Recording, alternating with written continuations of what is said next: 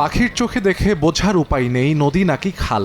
এমনই অবস্থা সুনামগঞ্জের তাহিরপুরের বৌলাই নদীর। ৭৩ কিলোমিটার দীর্ঘ বৌলাই নদীতে ভরা বর্ষায় ৪৫ মিটার প্রস্থে পানি প্রবাহিত হলেও শুষ্ক মৌসুমে ৪ মিটার প্রস্থে পানি প্রবাহিত হয়ে পরিণত হয় সরু খালে। নাব্য সংকটে আটকা পড়েছে ছোট বড় অসংখ্য নৌযান ও হাউসবোট। নদীর দুই তীরের বিভিন্ন স্থানে জেগেছে চর। কোনো স্থানে আবার পায়ে হেঁটে নদী পারাপার হচ্ছেন পথচারীরা। নদী এটা ভালোভাবে খননই করা হয় নাই। ওই দিক দিয়ে যেটা দিয়ে খনন করছে, আর এই পাশে মনে করেন বেকু দিয়ে হালকা হালকা মাটি উঠাইছে, ভালোভাবে মাটি উঠায় নাই। যে কারণে বাদ পড়ছে, বাদের কারণে পাহাড়ের ডল নামতে পারে না ভালোভাবে। নদী খনন করার কথা ছিল 3 বার, কিন্তু সরকারে খনন করছে একবার নদী খনন করা হলে তো নদী আর আপনার সচ্ছল হয় না। অলস সময় পার করতেছি, বৈশাল হয়েছে, আপনার চলনের কোনো ব্যবস্থা নাই, নদীর নব্যতা হারায় ফেলাইছে।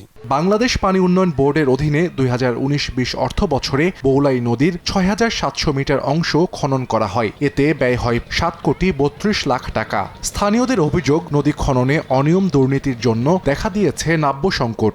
নিউ সানসিল্ক ব্ল্যাক শাইন, নজর কাড়া শাইনি চুলের নাম্বার 1 চয়েস। সরকারি টাকা কোনো কাজও লাগছে না, তো বিল তুললে নিছে গা তোমার খামসারি মেশিন দিয়ে তুললে।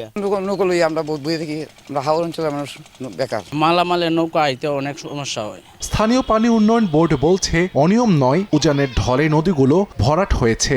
পাহাড়ি ঢলের কারণে, পাহাড়ি থেকে পলি আসার কারণে ভরাট হয়ে যাচ্ছে। সার্ভে করে এগুলো খননের জন্য পদক্ষেপ নেওয়া হবে। 19টি নদীতে প্রায় 441 কিলোমিটার দীর্ঘ আমরা খননের জন্য প্রস্তাব রেডি করেছি। অনুমোদন হয় তাহলে আমরা 19টি নদী আমরা খনন করবো এবং এখানে 441 কিলোমিটার দৈর্ঘ্যে আমার নদীটি খনন হলে। সুনামগঞ্জ জেলায় ছোট বড় 16টি নদী রয়েছে। সময় সংবাদ, সুনামগঞ্জ।